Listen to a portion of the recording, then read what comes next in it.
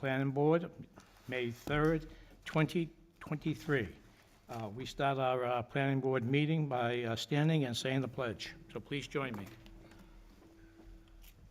Pledge Allegiance to the flag of the United States of America and to the republic for which it stands, one nation, under God, indivisible, with liberty and justice for all.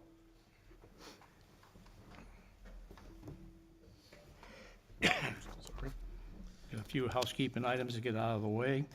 The Planning Board voluntarily continues to offer remote participation. If any member of the Planning Board participates remotely, votes shall be by roll call. Typically, you can enter on the site by calling 646-558-8656. And, oh, do we have that up? Mine's not on. Again, I'm going to repeat that phone number, 646-558-8656. You'll have to enter the meeting ID, which is 754-663-912. With that, for anybody that's in the audience, if you have a cell phone, if you put it on vibrate, what if I do the same thing? Silence, and then also you have the exits, one immediately to the back, one to my immediate right. Do not take the elevator. If you need to get down this, we'll have someone help and assist. And now we're going to introduce the board members to my far right. We've got the Planning Board Director, George Shiores. Good evening. We're going to jump to the back right now and get the Assistant Director, Liz Robidoux. Good evening. We got the Town Administrator Representative, Mr. Randy Chase. Good evening. We have the Town Councilor, Mr. Jim McCachran. Good evening. Welcome back. We have the Vice Chair, Mr. Dave Nelson. Good evening. We have the man behind the curtain there, Mr. Owen Provencher. Good evening. We have the Town Engineer, Mr. Mark LaRue. Good evening. We have a member, Chris Feinhoff. Good evening. And we have Mr. Mark Connors. Good evening. We have the Secretary, and that's Andy Myers. Hey. And I'm John O'Connor, and I'm the Chair. So welcome. The first item on the business is the approval of the minutes of April 19th, 2023. So moved. Second. We have a motion, we have a second. All in favor, say aye. Aye. Aye. Opposed, abstain?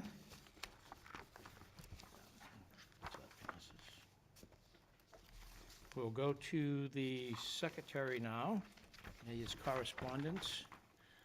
Mr. Chairman, the board has received a memorandum from Elizabeth Robidoux, the Planning and Economic Development Assistant for the town of Derry, indicating that the Planning Department received the attached information from Michael Apollo, owner of Apollo Vineyards, during a staff meeting with him on April 25th. Mr. Apollo reviewed the land development control regulations of Derry and noted there are no regulations in the document specific to agricultural uses.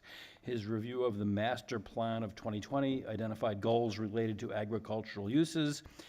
He is requesting the planning board review the master plan goals and create a regulations specific to agricultural uses, incorporating into the regulations more relaxed standards that would preserve existing farms, allow them to expand, and encourage establishment of future farms. I'm not going to read the whole thing, but it's in our packets. I'm going to just follow up on that. I am going to meet with Mr. Apollo.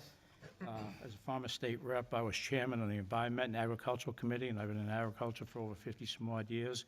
So I'm going to get with him to find out what some of his issues are. I'll also get with Bev on the, because she's got the lead thing on the master plan as far as looking at agriculture and farms. A couple of key things are there are certain documents that are out there called Manual of Best Management Practices for Agriculture in New Hampshire. So I don't want anybody to think we don't have an ordinance. We do have an ordinance. It's called Article 20. So I will get with him, see what his particular issue is, and see if we can resolve it or direct him to where he can find what he needs. So thank you for the correspondence on that. With that, we're going to go to other business, And we're going to schedule a public hearing to discuss the proposed amendments to the Town of Derry zoning ordinance. Article 5, zoning map and boundaries, Section 165-30, to redistrict parcels from the TBOD back to the ZBD. George, you want to? Actually, real quick, Give us a this date. is, this is a reflection of our site walk back in February on Saturday morning when most of us walked Broadway, remember, both sides of the road, and looked at the setbacks. So based on that walk and then the subcommittee, the last few months, we put together some changes. Just for the record, we're recommending that if you look at the map on the second page, on the north side of Broadway, on the side streets of McAllister, Manning, Pillsbury, and Martin Street, that we would take the blue-colored parcels and put it back to the central business district based on the setbacks that we had in there just don't work in a practical sense. So we're going to do this first, get the north side done, and then we'll come back at a later time and look at the overall central business on the south side. And that's going to be the TBD 2. Yes, yeah. And to let everybody know, we decided to hold off from going to trying to get both of them into one whack. But the other member of the subcommittee, Mr. Matt Surges, who's the lawyer, land use lawyer, he was on vacation with his kids, so we didn't get a chance to finish up with him. So this will be coming, the second portion of this, the south portion, will be coming a little bit later on. So all you're doing tonight is just to schedule a public hearing. There's a motion for June 7th on the back of the first sheet. So we would just appreciate if you schedule a hearing. Somebody could read the, Move to schedule a public hearing for June 7th, 2023 to discuss proposed changes to the Town of Derry zoning ordinance, Article 5, zoning map and district boundaries, Section 165-30, zoning map, to redistrict the attached list of properties from the traditional business overlay district to the central business district. Second. so we have a motion and a second. All in favor, say aye. Aye. Opposed, abstain, motion passes. So we'll be scheduled for an upcoming meeting. And going into other business again, we're going to have a conceptual discussion regarding the West Running Brook District on PID 05007, 133 Rockingham Road,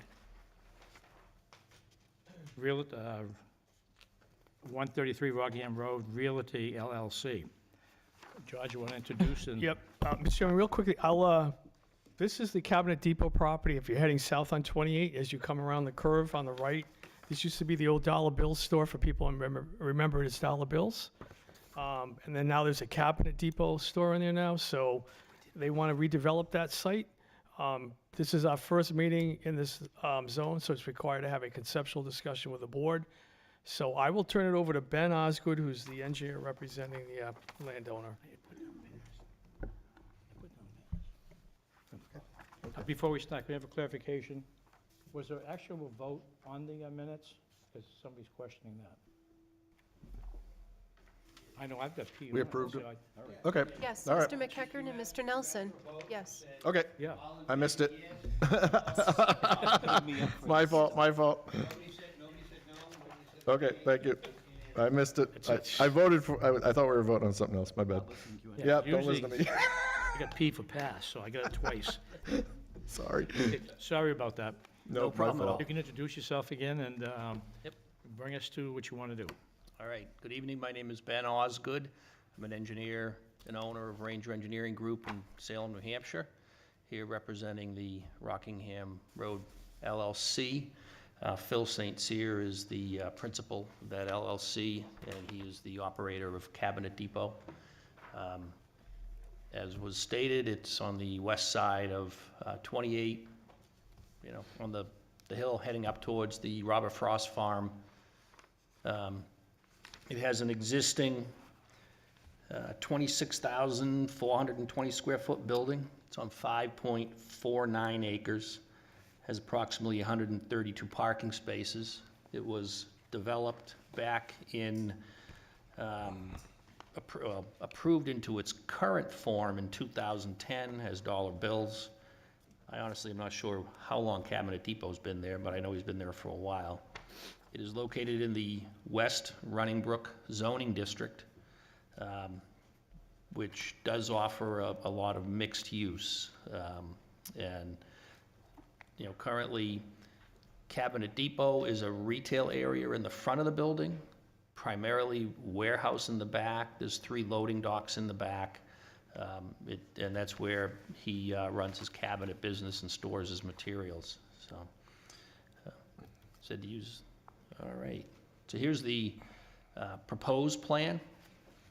What he proposes to do is to square off the existing building and add 2 additional buildings. The squaring off of the existing building would take it from 26,400 square feet to 29,000 square feet. He'd like to propose 3 retail units out in the front that have a warehouse portion in the back that can utilize the loading docks. His vision is that businesses similar to his that sell retail but need storage of materials, you know, a smaller cabinet shop, a lighting supply shop, a plumbing supply shop, you know, would utilize those spaces. He'd like to add 2 mixed-use buildings. The building on the left side of the plan, which is to the south of the existing building, that would be a 10,800 square foot footprint. It would have retail and office on the first floor, and on the second floor, he would have 6 units of housing, which would be 3-bedroom apartment units.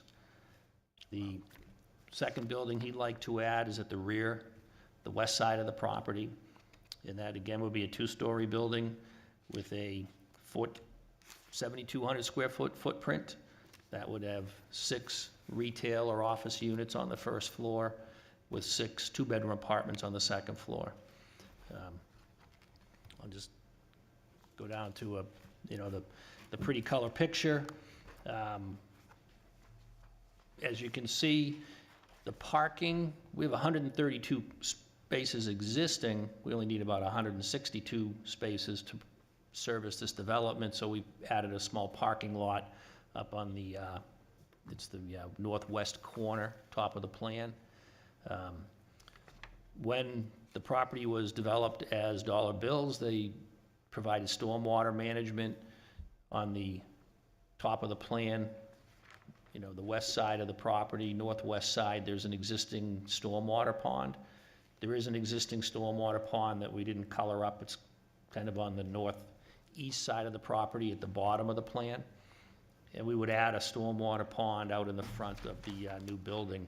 So we would utilize in the existing stormwater features, expand what's there, expand them to accommodate the new impervious area, but it really isn't a lot because you got the 2 buildings and some parking. The rest of the site is already pervious. We would add landscaping in the parking lots. This scheme here does meet the minimum requirements of 5% for that are outlined in the Derry bylaws. We're adding handicap parking, sidewalks along the buildings. We would have a green space and recreation space adjacent to some of these buildings, the residential buildings. And he's looking to have businesses, retail. I think the front building may lend itself to some retail. The back building probably would be more business on the first floor with the apartments on the second floor. The property currently has septic and a well, but the municipal sewer and water are out front, so we connect to those. I'll just kind of, that's his vision for the property. We don't have architectural renderings yet. The architect is working on them, and everybody's busy and didn't get him to me in time for this meeting. But what he is looking to do is take the existing building that's there, add a stone wainscoting on the bottom, put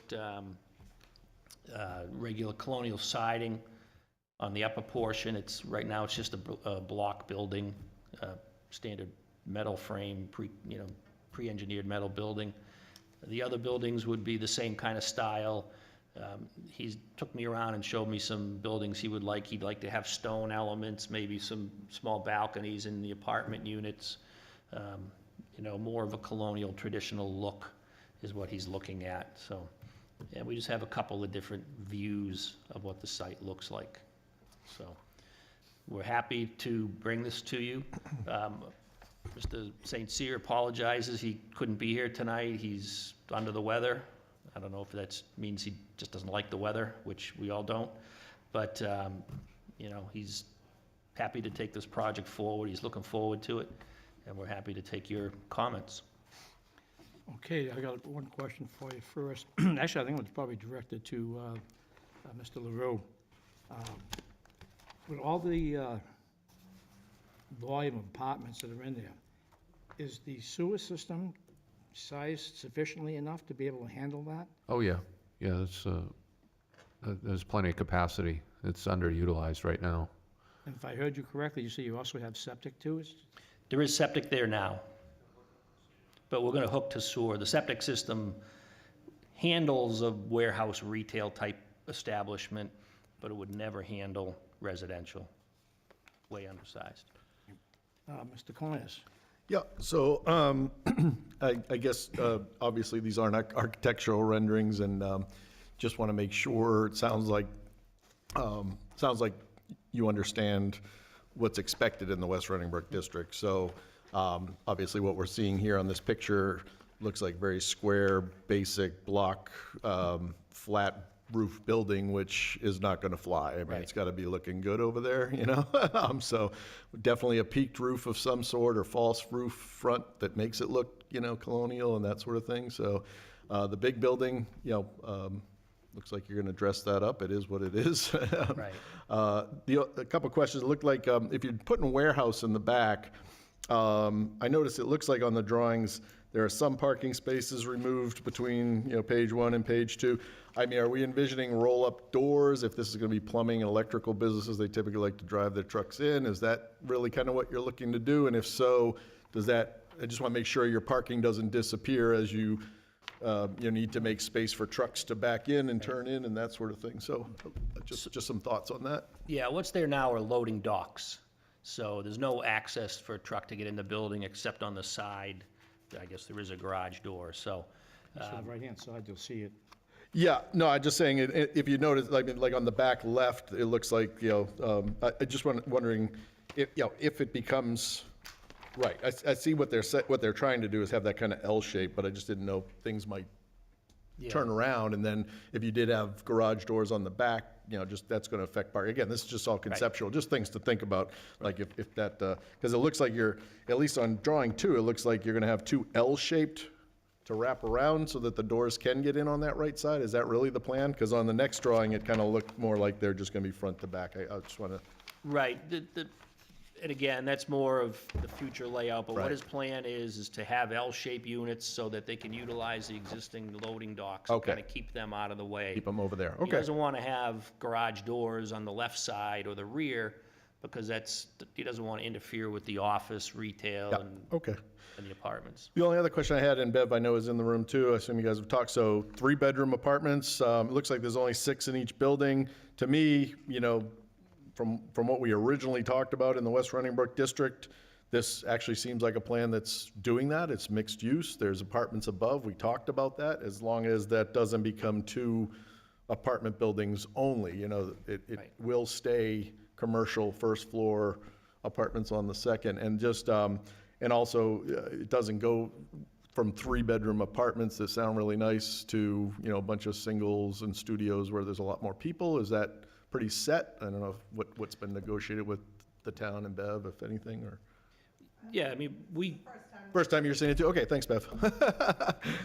no, the owner, actually, the architect and I have been telling him, you know, 2-bedroom units, you know, the architect says, hey, everybody's designing 2-bedroom, they're the sweet spot, that's what everybody wants, and he says, no, I want some 3s. So he wants the 3s, the plan is being driven by what he wants, and he wants 3 in the big building, and 2 bedrooms in the back. Okay, and just for the neighbors that abut it in the rear, the property in the rear is kind of a wedge shape, if you know the property, so there is still gonna be significant buffer to the rear for the folks who are on Brady Ave, I think, that back up to this, it seemed like, at least for me, and then on the other side is the, what's the proper term, mobile home park, or the Yeah. modular homes that are there, so again, obviously looking at these drawings, it looks like, oh, there's plenty of trees, but there is buffer that's gonna be maintained between those residential pieces? There is buffer there. The vision is that building is built into the slope and possibly some residential, but the units upstairs on that side will have some, patios out there. So it'd be a residential area landscaped against the residential area that exists. Okay. We probably put vegetation screen between it. Sure. As we move along. I think that's the biggest concern that, from some of the neighbors, obviously, there is a very active neighbor group here, so I'd just encourage you to make sure that buffering and things like that are definitely taken into account and stick to what you're putting up there and make it realistic. Don't bring up really fancy, awesome-looking buffer and then have it be a 2-foot, piece of arborvitae or something. Standard.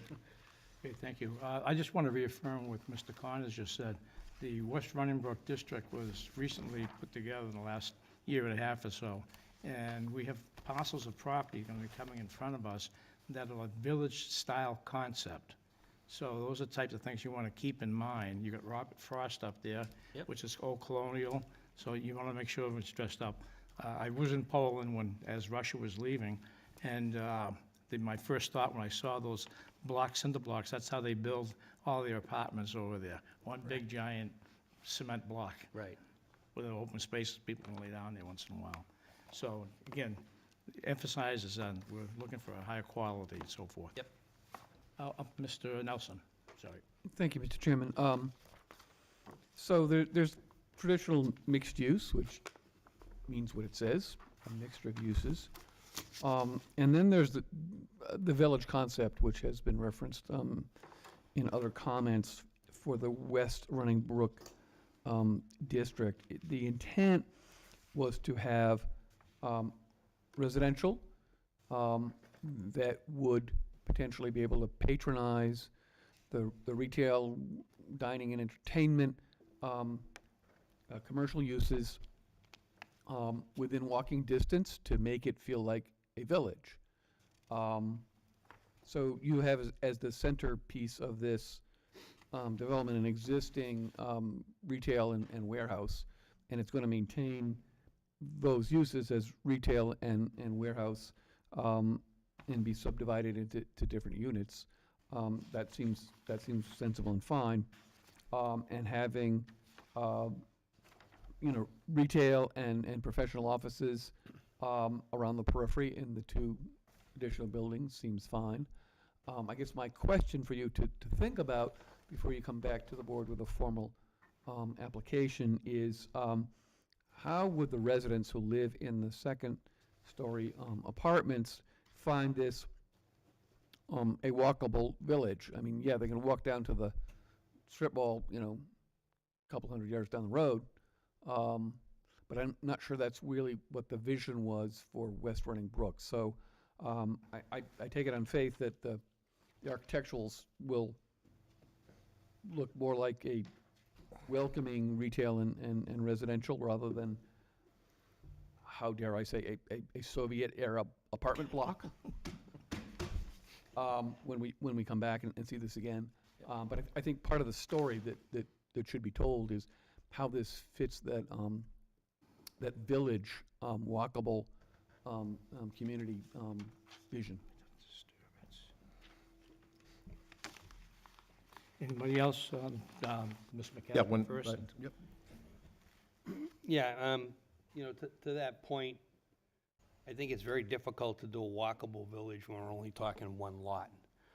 When we had first, excuse me, come up with those ideas, it was more towards some of the lots that are contiguous and have a lot more space. I would be referencing the ones that are adjacent to the West Running Brook School, which are of substantially bigger acreage and allow you to do that concept. And we saw some really good concepts from the Saragooses and Dr. Butterfield, and actually really grab that concept moving forward.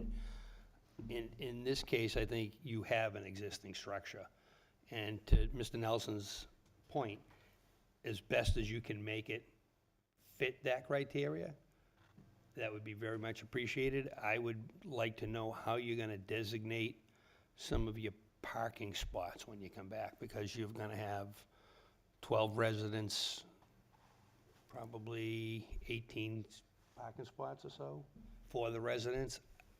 I don't know if you're planning on using that upper right-hand corner, kind of in the back, would be residential parking, and the people that are to the left may not like that, or how are you gonna figure that out, and how does that get maintained, right? Because you got a bunch of retail to the left in the back.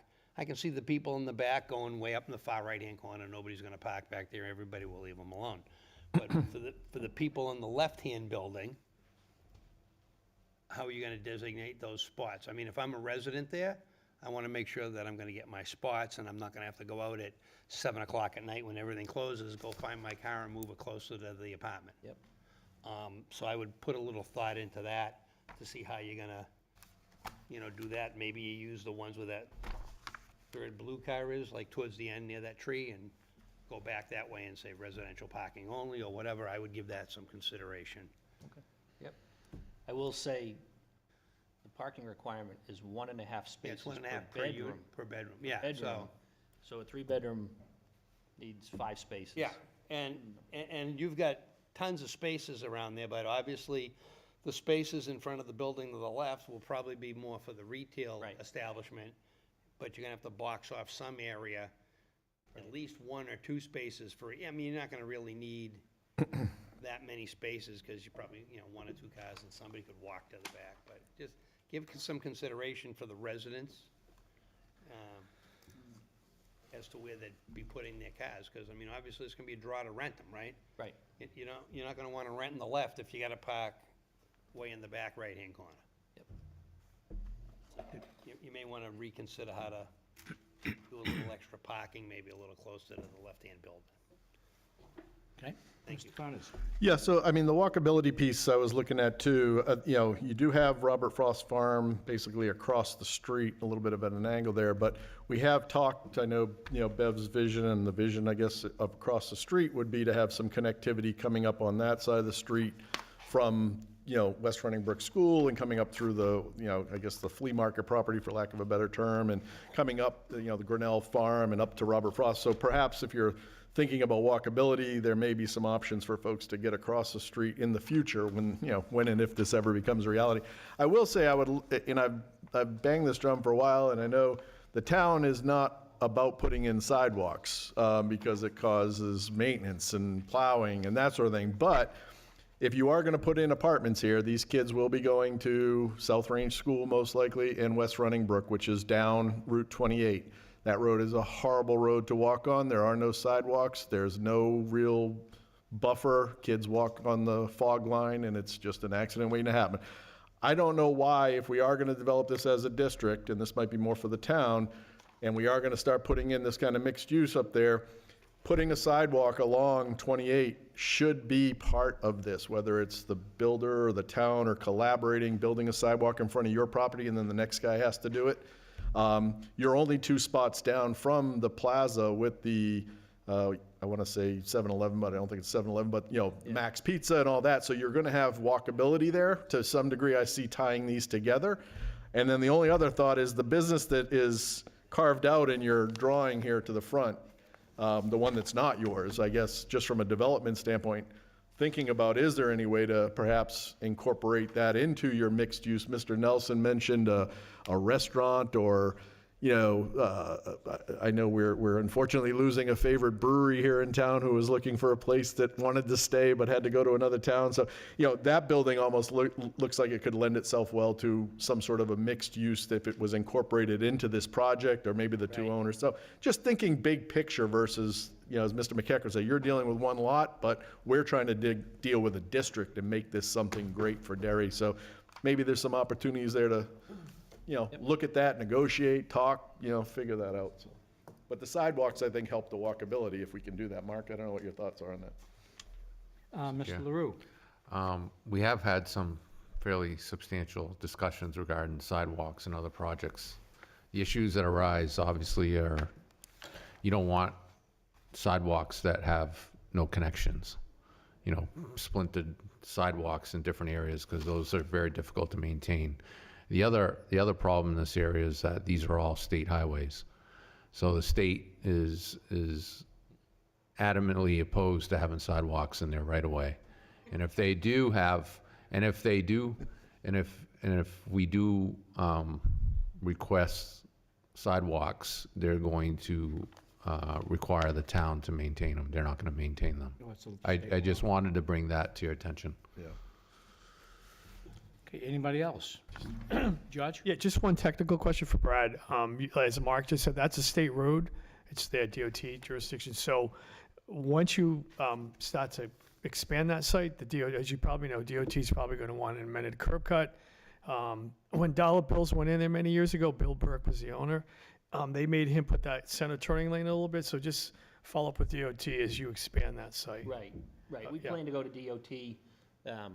Yeah, when they did dollar bills, they expanded kind of the shoulder. Yeah. So they didn't create a lane, but they made it so you could get Exactly. by. You could just go around just enough. I remember Right, that, right? Right. Okay. So, I'm not saying they were going to require that, but Bill Burke, back then, that's what they made him do. Right. Yeah, okay. yeah.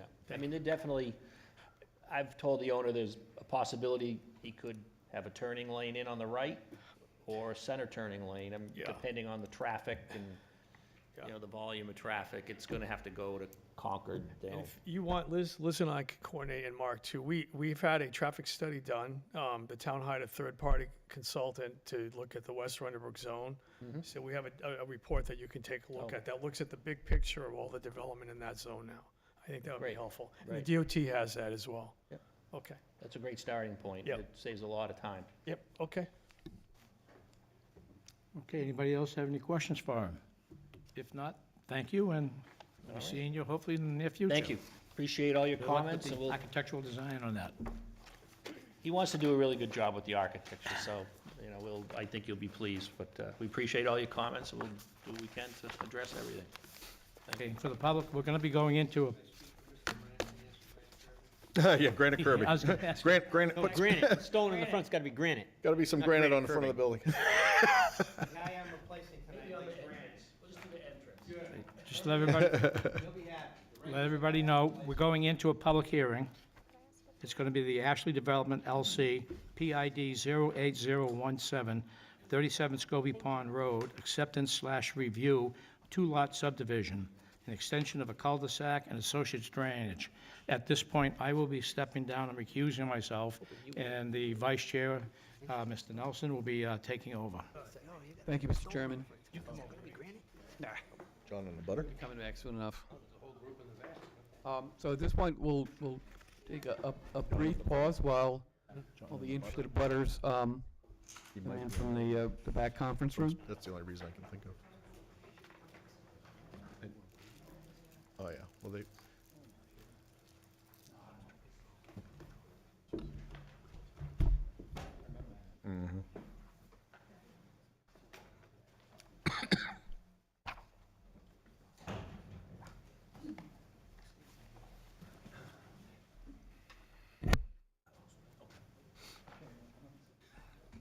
Didn't know that room fit that many people. Procedures, I have to see the staff report, so I do a staff report, I give a real quick overview, then I'll introduce you. Okay. And these guys, so perfect. What's your wife's name? Sharon, okay, I'll introduce you first. Okay, perfect. And then we'll go to them, but I'll do my staff report first, and then. I'll defer to you whenever you tell me to go. Five, I think, yeah. Oh, yeah. Even without John, I think it's 5. There you go.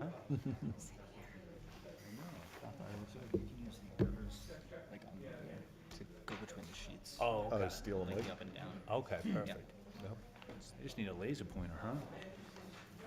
Green light on? You get to be in, you're in the front row.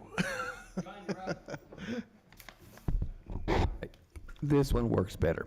Mr. Sioris, would you please introduce this plan for us? Yeah, sure. Okay, thank you, Mr. Chairman. Just for the record, let me just do this.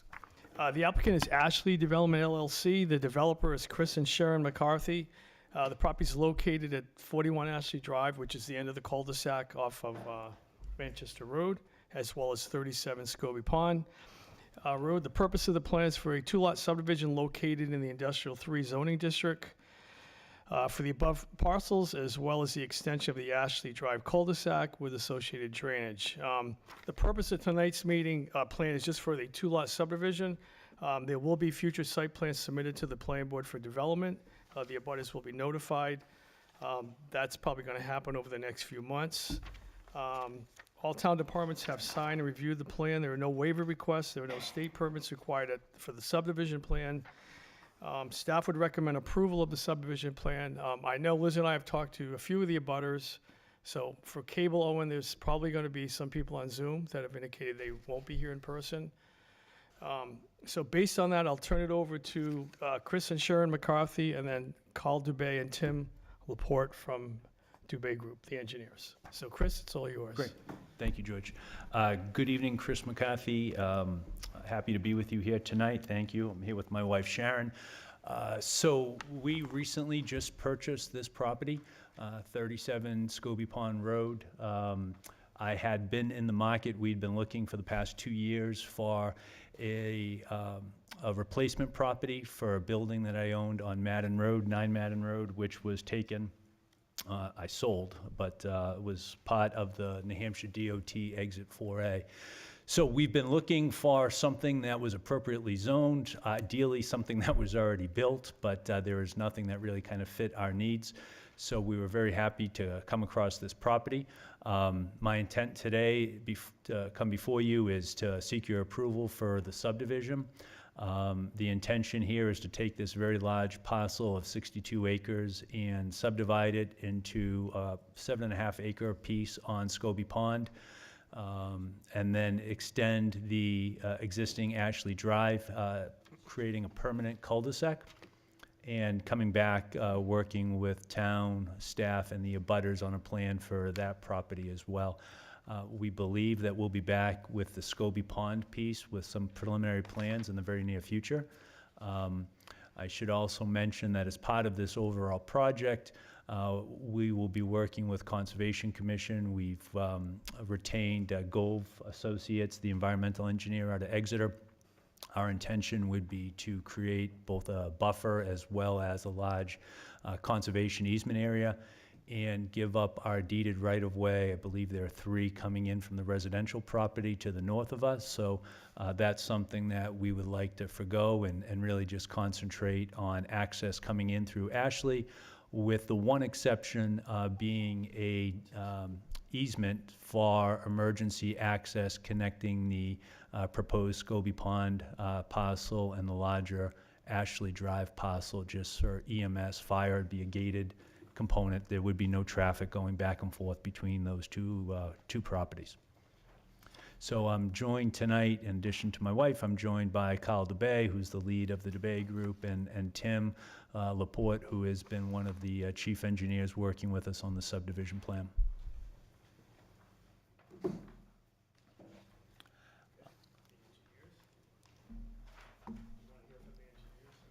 If the engineers have some introductory remarks, we'd be happy to hear them at this point.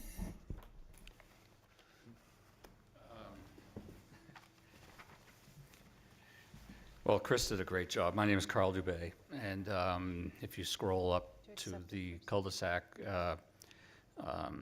so the existing cul-de-sac is temporary. It's just a temporary thing with flanking easements on both sides for North Point Outdoors and the other development. Our firm did the North Point Outdoors site.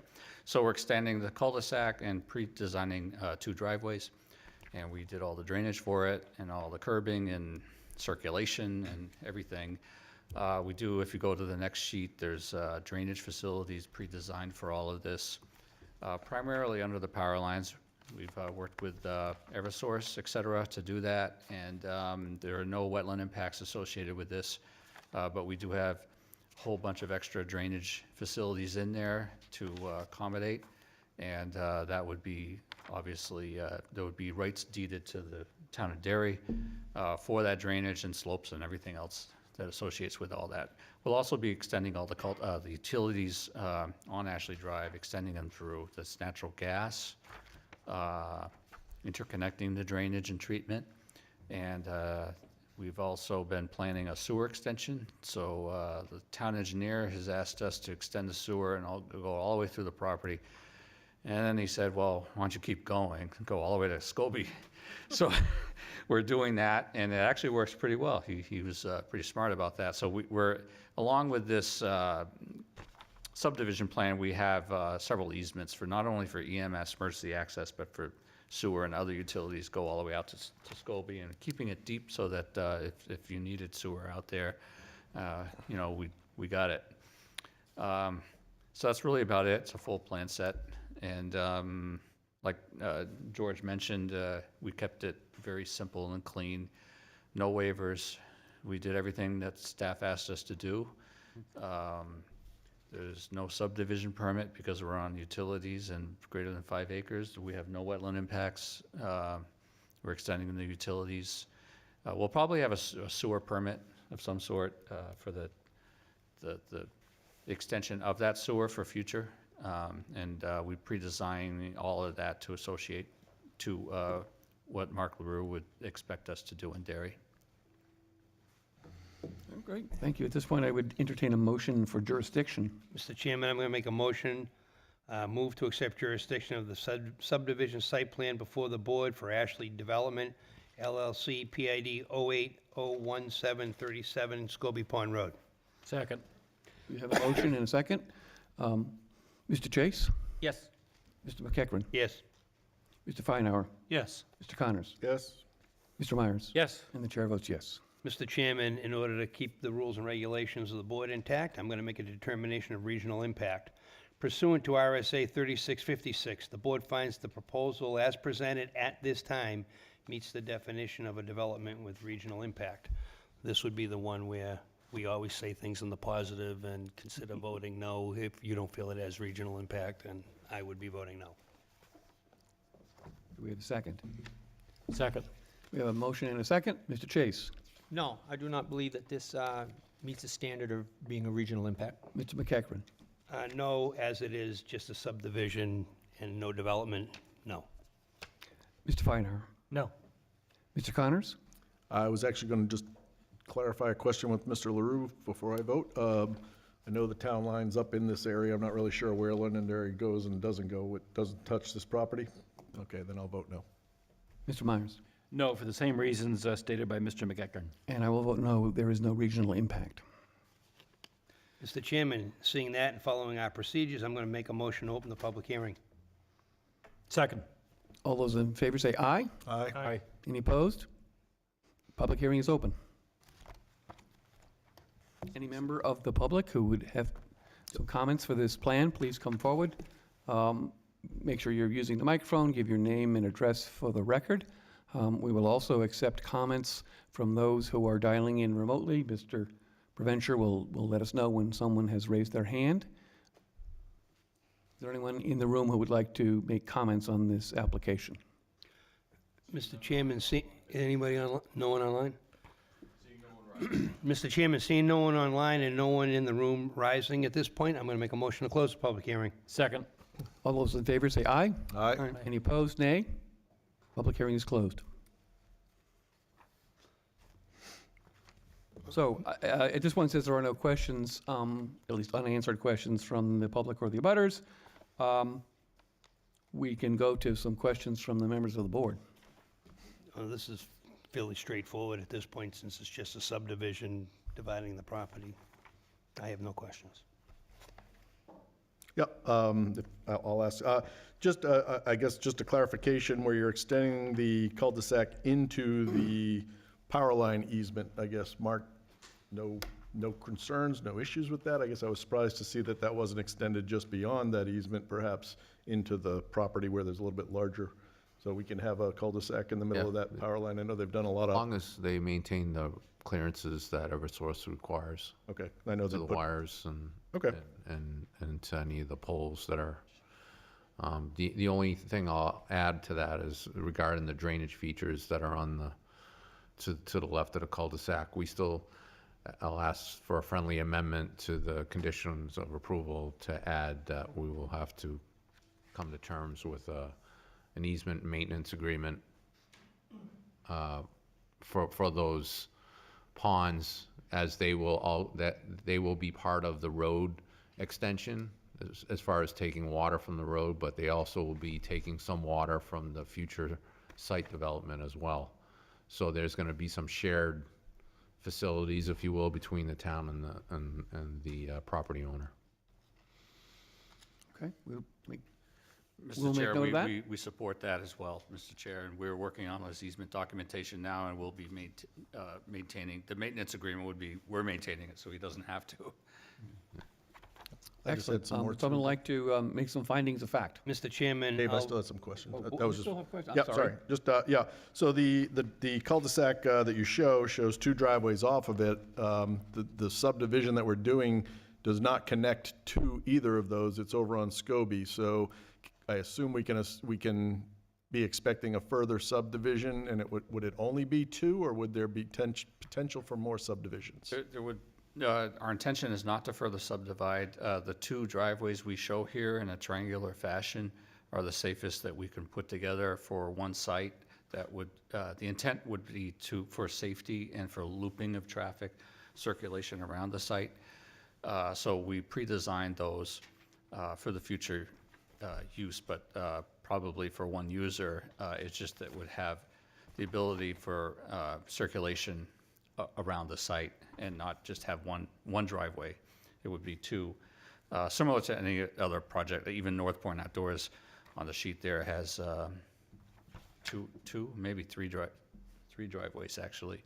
It's just for safety and circulation. Okay, so, and I'm assuming whatever meeting you had in the back must have sufficed for the abutters, so the conservation easement that you're talking about is going to be up in behind those homes where all the wetlands and things are? Is that the idea here? Yeah, we actually had a really good meeting with, we were told to go in that rear room there and say hi, and we all got together, and I don't want to speak for anyone, but they did express concerns about buffers and everything and planning, and Mr. McCarthy and his wife expressed that with this subdivision and then the site plans that come before it, we don't want to be doing any connections to those neighborhood properties. We want to meet the buffer requirements of the town and even make them even bigger than that, and create areas where we're developing in one area but having a conservation deed on all the other areas, which would it just kind of makes good planning sense.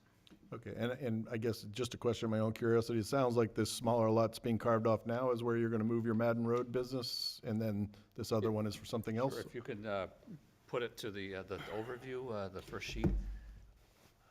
Right there, yeah.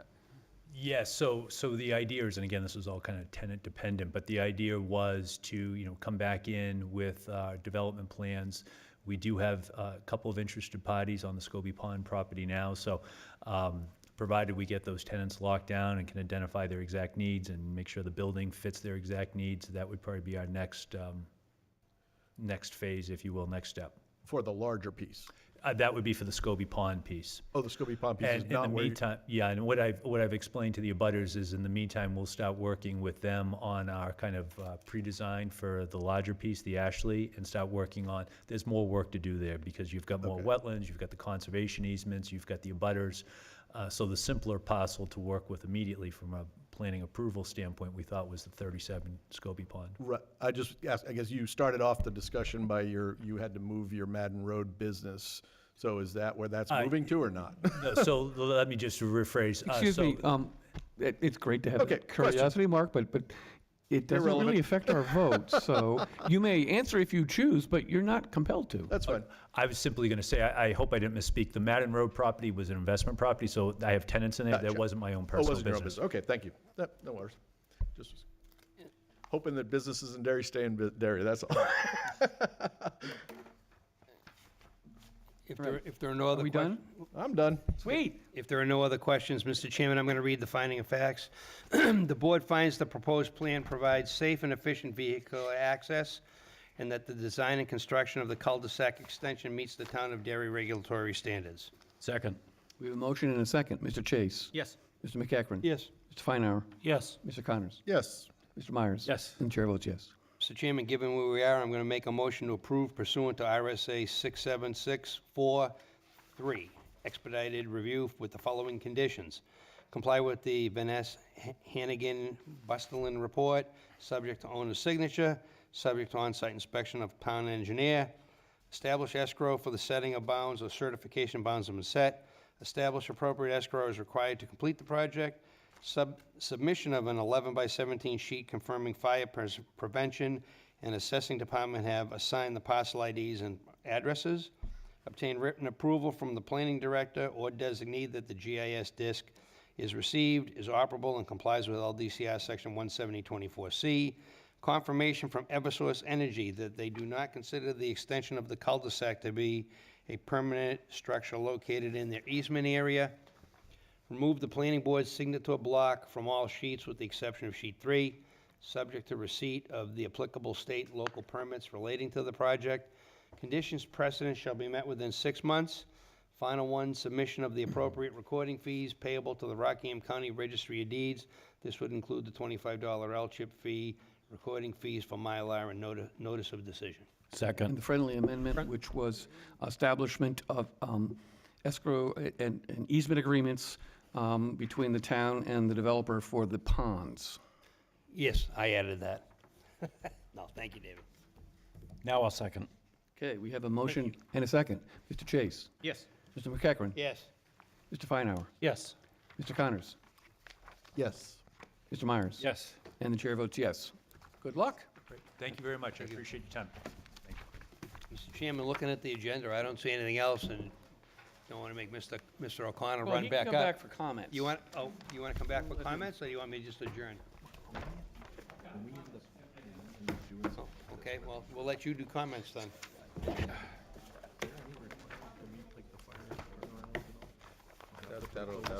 That'll be around the building. No, I meant for these So any board members have comments? thoughts of that coming. Mr. Chairman, seeing no comments, I'm going to make a motion to adjourn. Second. We have a motion on the floor. You're adjourned. All in Even favor, though say that aye. By looking Opposed, at it. abstain? We are adjourned. This has a cul-de-sac.